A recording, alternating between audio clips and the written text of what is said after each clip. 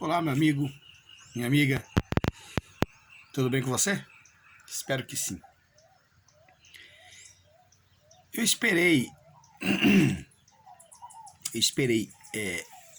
passar esse processo de eleição no Brasil e esperei que vários YouTubers, né, viessem fazer os seus comentários, né? E ouvi atentamente, observei e ouvi atentamente todo mundo. Só que assim, todos acertaram, né? Na minha opinião, claro, na questão que envolve o comportamento da direita. Isso é fato, né? Obviamente nós fomos colocados numa sinuca de bico, e eu já falo disso mais adiante, mas fato é, né, que a gente, pelo menos no tocante à opção, nós fomos colocados na sinuca de bico, além da questão envolvendo a divulgação disso tudo, né? Vamos lá. Saiu no Brasil inteiro alguns candidatos, né, conservadores. Aí já surge o primeiro e grande problema, né? Como o candidato é conservador se ele está num partido do centro? Então começa daí. A gente não tem um partido conservador. E a gente não tem, infelizmente, um partido conservador em detrimento a uma imprudência do presidente da República. Foi imprudente. Eu apoio, já falei aqui, eu apoio, mas quando eu percebo que ele dá uma vacilada, comete alguns deslizes, eu trago aqui, né? Porque o pior apoio que existe é o apoio cego, porque aí não é apoio, aí é paixão, né? E a política no Brasil, ela é dotada, né? Ela é carregada de paixão.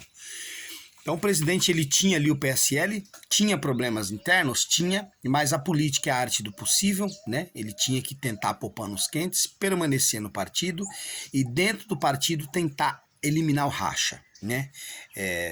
Jogou os pés pelas mãos, foi induzido por não sei quem a criar um partido, né?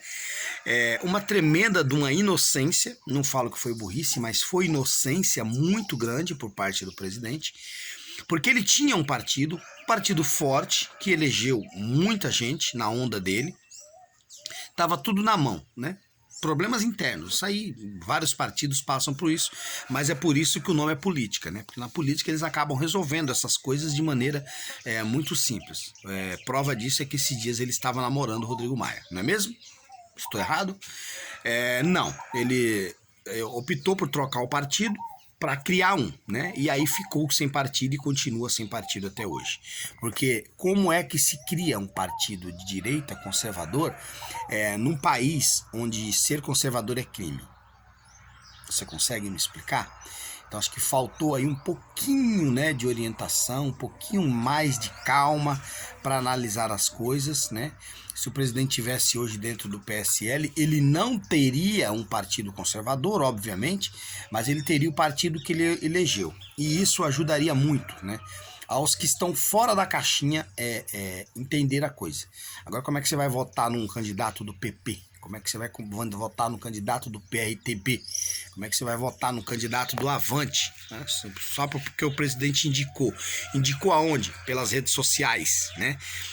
Não vimos o presidente em cima de nenhum palanque, de nenhum carro de som, fazendo carreata com nenhum candidato. O presidente, ele ficou por um bom tempo dizendo que não se envolveria na campanha eleitoral municipal, mesmo sabendo que tinha candidatos conservadores, né, como a menina de Curitiba, como o Bruno Engler de Belo Horizonte, né, e outros aí, né. Então mesmo o presidente sabendo, ele optou por não participar, por deixar de fora, e aí ele vendo que o negócio não estava bom, né, mesmo porque muitos são marinheiros de primeira viagem, ele resolveu mergulhar, né? Só que ele mergulhou na última semana. E como? Através das redes sociais. Gente, as redes sociais do presidente, o que eu faço aqui, o que o Terça Livre faz é para bolha. Eu repito isso aqui direto. Nós falamos para uma bolha conservadora. O nosso conteúdo, ele atinge as pessoas de fora, sim, mas numa lentidão muito assustadora, né? Porque as pessoas ainda estão ligadas à TV. Mas daqui a pouco eu falo do povo, né? Em si. Vamos aqui focar dentro da nossa bolha, né? Então o presidente ele não dá esse apoio, né? E a bolha também, ela não... Quando se trata de nacional, o eleitor, tem que entender a cabeça do eleitor, né? Quando se trata de nacional, no Brasil, por incrível que pareça, tem muito mais valor do que o local. Isso é fato. Então, votar para presidente e governador é muito mais importante que para prefeito e vereador. É assim a cabeça da população, né? Isso é cultural, tá? Então, se o presidente participasse ativamente, ajudaria. Outro fato que interfere muito é a questão de que o vereador e o prefeito, ele está ali ao lado do eleitor, né? Então ele não precisa ser necessariamente conservador, né? Ele está ali ao lado, tem um conhecimento, eu falo de cidades menores, né? A família vota, é histórico, existe a compra de voto, ajuda minha mãe, ajuda meu pai, compra aquela caixa d'água, ajuda a cavar aquele poço, me ajuda a levantar esse muro, cobrir a casa, né? E eles fazem isso. A gente não adianta querer fazer vistas grossas, porque no Brasil é assim, né? A compra de voto, ela ainda é muito latente. E aí, meu irmão, não interessa qual é o partido, não interessa o que o presidente indicou, não interessa porra nenhuma, né? O pessoal vai pelo que é mais conveniente, né? E às vezes o presidente indica alguém que você nem conhece, né? E você tem em mente alguém que você conhece, né? E acaba que não surte efeito. Então faltou esse trabalho de base aí. A segunda questão já é a questão da própria burrice mesmo da esquerda, né? Desculpa, da direita brasileira. Eu ia falar da esquerda porque eu tô com o assunto do Boulos aqui na cabeça, mas daqui a pouco eu falo dele. O presidente falou da direita burra e é verdade, né? A direita, ela fica procurando traidores dentro dela, né? Fica corrigindo no Twitter como é que uma pessoa escreve mais ou mas, né? A concordância, discutindo questão de olhos verdes, olhos vermelhos, né? Se dividindo, né? em grupo tal, grupo Y, né? Parte da direita burra, mais burra ainda, acompanhou Sérgio Moro e até hoje tá, né? Eu falei no começo do vídeo da questão do apoio passional. Eu calculo que uns 70% das pessoas que seguem o presidente segue pela questão passional e não pela razão, né? Então, se o presidente errar, ele está apoiando o erro; se o presidente acertar, ele está apoiando o acerto, né? Isso aí é coisa de mulher de malandro, né? Quem ama, né? Quem ama não, né? Quem ama protege, não cuida. Quem preza pela razão, entende que no momento certo tem que criticar sim o erro, e no momento que a pessoa acertar, apoiar com todas as forças. Criticar o erro não é defeito. Criticar o erro é coisa de marica. Quando se critica o erro e a pessoa não aceita, como disse o presidente, é coisa de marica, né?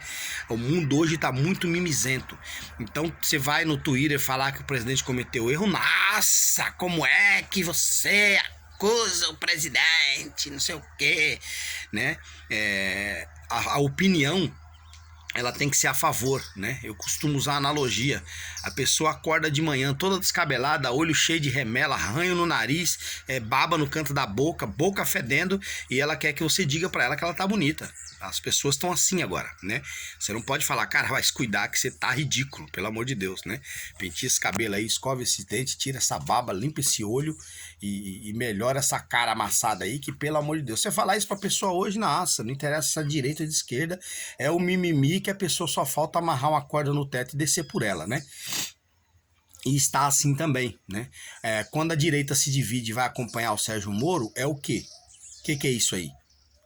É burrice.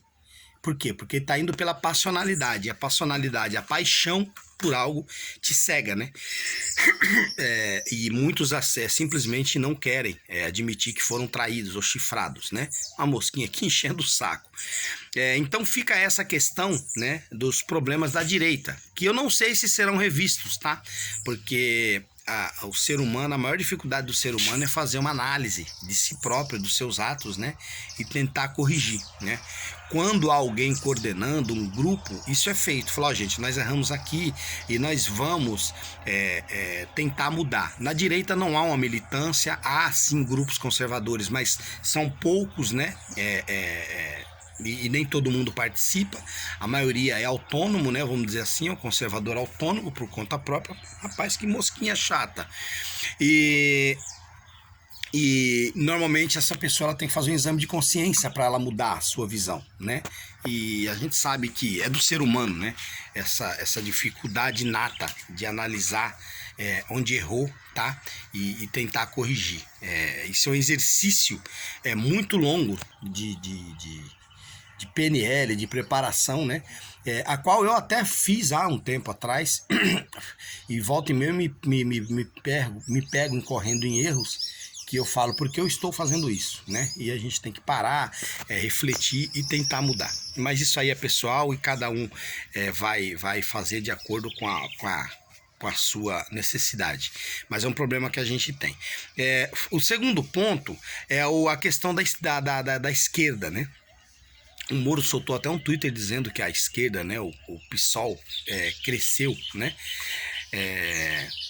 Não foi bem assim, mas eles conseguiram bastante cadeira, sim, né? De todos os partidos, o PSOL e o DEM são que chamam mais atenção, tá? O PSOL ele teve um saldo positivo de mais um, né? Ou seja, comparado a 2016, ele conseguiu uma prefeitura a mais, uma cadeira a mais, um cargo a mais. Então ficou no empate, só que o DEM teve mais 46. Peraí, mas quem é o DEM? O DEM é o partido de Rodrigo Maia, o DEM é o partido de Mandetta, o DEM é o partido do Alcolumbre, né? O DEM é o partido de pessoas que estão derrubando as pautas presidenciais, né? Que está sentando em cima e votando contra. Como é que o DEM consegue, né, ter tantos candidatos assim? Né? Isso significa que, na minha opinião, a mídia está fazendo muito bem o papel dela, né? De exortar Rodrigo Maia. Rodrigo Maia na Globo, ele é o cara, né? Então, pelo próprio partido, a gente vê como que é a alienação, né? Então, pelo nome do partido, as pessoas veem Rodrigo Maia como uma pessoa boa. As pessoas que veem Rodrigo Maia como uma pessoa boa são os completamente alienados, tá, gente? Não pense você que não existe, não. E essas pessoas veem Bolsonaro como um ditador, tá? Porque aceitou a narrativa da imprensa. Acredita que a imprensa o ajuda, né? Então, a gente vê esse movimento. A questão do PSOL é uma questão básica, né? Eles estão na comunidade, eles estão na base, eles estão na base o tempo todo, né? Dentro das favelas, no centro comunitário, né? Nos treinamentos de criança, esporte, ajuda a idosos, essa coisa toda, né? O PSOL está lá, nesse negócio de minoria, idosos acho que nem tanto, né? Mas feminismo, movimento negro, LGBT, infantil, essa coisa toda, o PSOL está, ele sempre esteve, militando, dia a dia. Eles não descansam, é de domingo a domingo, né? E isso faz com que eles tenham uma aceitação por parte da massa muito grande, tá? Então isso aí é de se esperar. O PSOL ele sempre teve bastante influência nas eleições minoritárias, tá? Porque eles estão ali e na hora certa eles vão lá, pedem o voto e ganham, né? Então eles militam, eles sabem militar, são profissionais nisso, né? Extrema esquerda, né? E o povo de direita ainda precisa aprender sobre essa questão de militância. Mas vai aprender, porque é apanhando que se levanta, né? Que se aprende. E aí o outro ponto para finalizar uma pergunta que eu tenho para fazer, né? Se você olhar o comportamento das redes sociais no que se refere a Bruno Covas, você vê tudo em negativo. Você vai no site da prefeitura, né? Os comentários, você vai no site de campanha do Bruno Covas, é tudo negativo. E isso reflete, tá? Isso é independente da malha, da massa, desculpa, ou da bolha, né? Isso reflete algo que preocupa muito, né? Que é a questão ainda envolvendo essas nossas urnas, porque o Bruno Covas claramente, né, ele fica numa posição que São Paulo é bastante esclarecido politicamente, ainda embora tenha uma massa acéfala, né, mas não justifica, né, esse segundo turno do Bruno e ele ficar na frente, ele ganhar. Porque a gente tem que analisar o seguinte, né? São Paulo foi o estado que votou com força na onda Bolsonaro. Foi São Paulo que elegeu Joyce Hasselmann, foi São Paulo que elegeu Major Olímpio, foi São Paulo que elegeu Frota, foi São Paulo que elegeu outros aí que traíram. Dória, né? Então São Paulo tá com o lombo ardendo, a cabeça coçando, né? De tanto chifre que levou dessa turma, né? De todos, só o presidente que cumpriu com sua palavra. Todos cagaram no pau. O Bolsonaro, passando pela Hasselmann, pela Joyce, pelo Frota, pelo Fruta e por aí vai, né? E como é que São Paulo elegeria o poste de um sujeito que São Paulo odeia hoje, que é o Dória? Vamos parar para pensar, né? Então não tem lógica. E aconteceu um comportamento nessas eleições que me chamou muito a atenção, né? Que é aquela questão da interrupção, da queda do sistema, né? 1,28 bi para comprar um supercomputador que, puta que eu pariu, desculpa o palavrão, tá? Mas que computador é esse? Porque se trata de soma de votos. Soma de voto, a boa e velha calculadora Cássio Solar, que eu ainda tenho aqui, faz. Você não precisa do super de um mega computador. Urna tal, tem tantos votos para... Urnas 500, tem tantos votos para fulano. 500. Urna, você precisa de uma calculadora para cada partido, né? Urna 501, tem tantos votos para fulano. Mais. Urna tanto. Meu, é só um exercício de soma. Planilha do Excel faz isso com uma maravilha tão grande. Basta você inserir os números ali que ele já soma, já dá o gráfico por região, já faz tudo. Eles compraram um supercomputador para fazer isso e, pasmem, o supercomputador para bem na hora da apuração. De cálculo matemático, tá? Isso, um processador Corel aí, um Celeron de um computador velho de 500 megabytes de memória RAM, ele consegue fazer esse processamento, porque processar números é coisa muito rápida. Tanto é que a calculadora, ela nem processador tem, ela consegue processar números, né? Então veja só como o povo ainda acredita nesse sistema maldito, né? Outra coisa...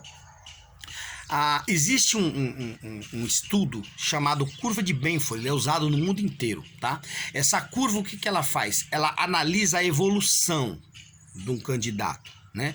Então, durante o processo de apuração, existem vários dados ali que são colhidos e depois faz-se uma análise da evolução e essa curva de Benford mostra se aquilo foi natural, né? Se essa evolução foi natural, se houve alguma interferência, se houve alguma fraude ali, né? Só que a curva de Benford, ela precisa da evolução. A evolução que a gente chama é voto a voto, né? E o que houve nessas eleições? Não houve evolução. Ele simplesmente, com 15% das urnas apuradas, o sistema travou. Quando ele voltou, estava 79% e já tinha um candidato eleito. Então você não sabe como isso foi feito, né? O que interrompe a curva de Benford, o estudo, mas deixa uma suspeita muito grande. E a massa não vê isso. A massa fica quieta. Pô, eu não votei no Bruno Covas, mas mesmo assim teve muita gente que votou. Põe a culpa nos outros, né? E o segundo ponto, gente, é o seguinte. A questão das urnas ainda envolvendo, né, as urnas. Um voto onde você não participa da apuração é crime. Isso que a gente tem sempre batido. Eu não votei em 2018 justamente por causa disso. Porque eu valorizo o meu voto. Muita gente não concorda. Não, que você teria que dar seu voto.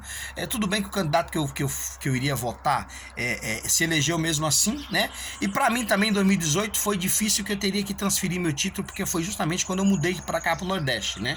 Primeiro turno eu estava em São Paulo e não votei. Segundo turno eu já estava aqui, né? Não, desculpa. Primeiro e segundo turno eu estava aqui já, né?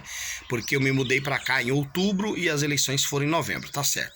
Eu não havia transferido o título, eu nem podia votar, né? Nem podia ter votado. Esse ano eu não consegui transferir o título por causa do pandemônio, né? Eu fui lá em fevereiro, que era o prazo, até março. Fui em fevereiro, já estava fechado. Fui em março, eu não consegui fazer. Aí me indicaram o site do TSE, quando eu entrei já havia expirado o prazo, eu também não transferi o título. Mas não é disso que estamos falando aqui. A questão toda é que você não pode participar da apuração. né? Você vai lá, deposita seu voto e a partir de agora a contagem será feita por um sistema, né? Que você não participa, que você não sabe como funciona, você não entende como essa apuração é feita, né? Por mais técnico que a pessoa seja, e em qualquer democracia, por mais ralé que seja, o cidadão ele tem que ter condições, já que você tem democracia, não é a ditadura, ele tem que ter condições de entender todo o sistema, né? Lá fora utiliza-se de urnas de quarta geração. Nós estamos na primeira geração. Qual é a primeira geração? Você dá seu voto lá, é isso que acontece no Brasil. E você não sabe o que acontece com ele, daqui a pouco alguém fala lá que tal candidato ganhou, né? Então ele guarda o voto, vão para a salinha, conta e depois trazem o resultado. E você tem que engolir. Na Alemanha, eles perceberam que isso não daria certo, né? Então eles criaram o quê? A urna com voto impresso, que é a urna de segunda geração. A pessoa vota, aparece ali uma impressão com o voto dela, ela não toca nessa impressão, né? Ela confirma que tá tudo certo ali, dá enter, o voto é cortado, cai dentro da urna física, onde se houver qualquer contestação, vai lá e conta aqueles votos para ver se houve, né, algum tipo de fraude, manipulação ou até mesmo erro de sistema, o que pode acontecer. Nem tudo é fraude, às vezes um erro de sistema, e aí? Basta o TSE ficar quieto que não houve erro de sistema, né? E você é obrigado a acreditar. Depois eles fizeram a urna de quarta geração. Começa a falar, a garganta coça. Aqui o tempo tá muito esquisito, né? Querendo chover, seco, ao mesmo tempo abafado, aí a garganta tá ruim. Aí vem a urna de terceira geração. O que essa urna de terceira geração ela previa, né? A questão da apuração, né? Como é que a gente faz essa questão da apuração? Ou, desculpa, da segurança do voto impresso, né? Esse voto impresso, a pessoa não participa efetivamente, né? Porque ele é cortado e cai lá na caixinha e a pessoa não tem certeza que ele foi. Então, o que a gente vai fazer? A gente vai separar o sistema, né? Para que a gente tenha o quê? Um sistema independente, né? Onde a pessoa realiza o voto e onde a pessoa deposita manualmente o seu voto. Então, a partir de agora, na urna de terceira geração, você executa seu voto, a urna imprime, você pega o comprovante e olha, vai lá e deposita na urna física, na urna de couro, afastada da urna eletrônica. Para quê? Para que haja uma maneira independente de se apurar o voto. E mesmo assim, não contente, o que eles fizeram?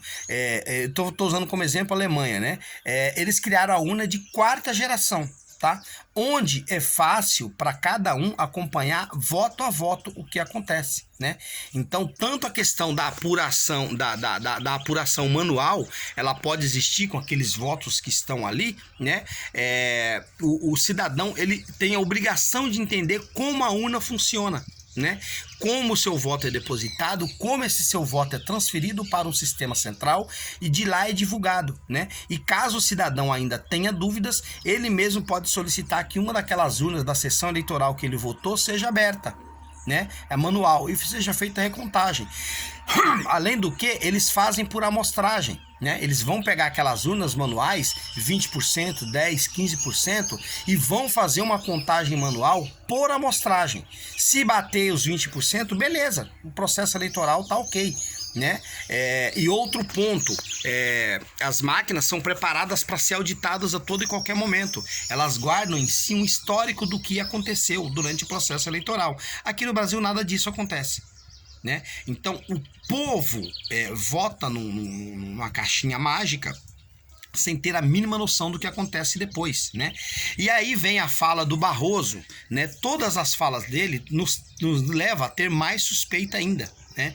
Quando ele diz que o sistema está fora do ar, mas só o sistema de divulgação, né? Como assim? O sistema de transmissão de voto está funcionando, o sistema de contagem está funcionando adequadamente, mas só o sistema de divulgação que não. Não, peraí, seu Barroso. Você interrompe o sistema de divulgação e simplesmente fala que ele não está funcionando? Porque a divulgação é muito simples, os números aparecem lá, é só falar, né? um simples boletim, né, que se manda para várias sites que estavam, inclusive o site do governo, né, a EBC estava transmitindo, que é oficial, né? A gente está sem os dados oficiais aqui na tela do computador, ele não está mostrando, não está transmitindo, mas nós temos aqui. Então a gente vai divulgando aqui, você vai divulgando para a imprensa, nos ajude aí. Não, simplesmente interrompeu e ficou 2, 3 horas ali em apagão total. O outro ponto é a questão do Barroso, né? Falar que nos Estados Unidos, diferente daqui, a votação, o resultado da eleição foi diferente das pesquisas, né? E ele tem orgulho de, no Brasil, o resultado das eleições serem similares à pesquisa. Olha só que contorcionismo intelectual, né? Verborrágico. Olha só como ele se contorce todo, né? Ele faz um duplo carpado mortal, triplo, para tentar emplacar uma narrativa, e parece que ele padece de um problema muito sério de memória, né? Porque nas eleições passadas, vamos pegar eleições passadas, o Bolsonaro perdia em todo e qualquer cenário com 99% de probabilidade, né? E o que deu nas urnas? O que deu? Para mim, o homem ganhou em primeiro turno, né? Mas o que é isso aí? É para aliar, né? É para fortalecer a mídia com as suas pesquisas, né? E ao mesmo tempo fortalecer uma instituição que não tem credibilidade nenhuma, que é o TSE, né? Tribunal Superior Eleitoral. E aí ele vem dizer que aqui no Brasil, orgulhosamente, o resultado das pesquisas são exatamente o que foi apresentado nas urnas. Gente, é o seguinte, o que nós temos que analisar é o seguinte: se a pesquisa ela é manipulada para que as pessoas, né, sempre e é mais do que provado isso, né, que as pesquisas elas erram e erram muito. Quando as urnas tentam acompanhar, você tem uma fraude dupla, né? Por quê? Porque nós interrompemos o sistema por 3 horas, vamos pegar a pesquisa daquela região, como é que ela estava, o andamento, São Paulo, Belo Horizonte, Minas Gerais, Espírito Santo, Minas Gerais é Belo Horizonte, né? Espírito Santo, pega as capitais, Porto Alegre, nós vamos pegar ali o que estava dizendo as pesquisas, e vamos alterar os números para que fique tudo dentro da mesma margem. Pode olhar, as pesquisas apontavam Bruno Covas na frente, Boulos em segundo, o França em terceiro em São Paulo e o Russomano em quarto com 10% das intenções de voto, né? E o que aconteceu? O resultado foi exatamente esse. Eu duvido muito que o Russomano ficasse atrás do França, justamente pela indicação do presidente, em cima da hora, mas ele fez a indicação, né? São Paulo sabe disso. Então eles fizeram com que as urnas apresentassem o resultado das pesquisas que as pesquisas apontavam. E isso é muito curioso, né? Então não dá para falar, gente, nada, não dá para opinar sobre o resultado das eleições, né? Porque como você vai opinar se você não sabe se houve fraude ou não? Como você vai opinar se a urna não é passível de confiança? Então não tem como opinar, né? A gente tem que engolir a seco e aceitar que dói menos. Infelizmente, esse é o nosso país. Precisamos urgentemente que esses deputags, né, esses deputados que ficam levantando tag, levante a discussão para as próximas eleições ter pelo menos o voto impresso. Isso não vai eliminar a fraude, mas vai pelo menos inibir. Senão, o nosso país está água morro abaixo. Até o próximo vídeo.